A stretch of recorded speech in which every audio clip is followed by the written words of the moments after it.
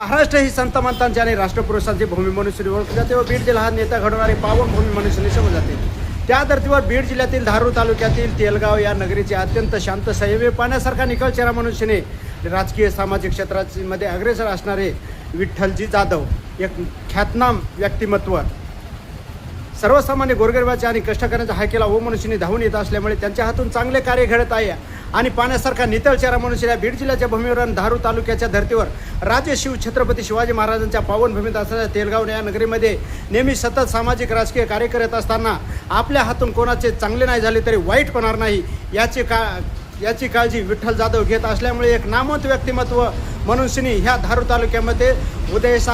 आलेले आहेत आणि त्यांचा जन्मदिन असल्यामुळे त्यांच्यावर शुभेच्छांचा वर्षाव असल्याने सन्माननीय विठ्ठलजी जाधव यांना पुढील आयुष्य सुख समाधान आणि भरभराटीचे जावं म्हणून त्यांच्यावर शुभेच्छांचा वर्षाव होत आहे। कारण ख्यातनाम प्रसिद्ध जाधव कुटुंबातील एक आदर्श व्यक्तिमत्व म्हणून या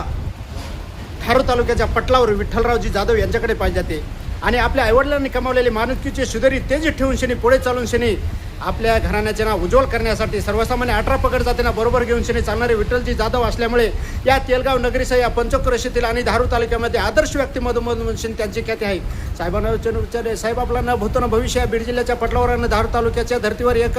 नामवंत व्यक्तिमत्व आहात आणि आपला जन्मदिन मोठ्या प्रमाणावर साजरा होऊन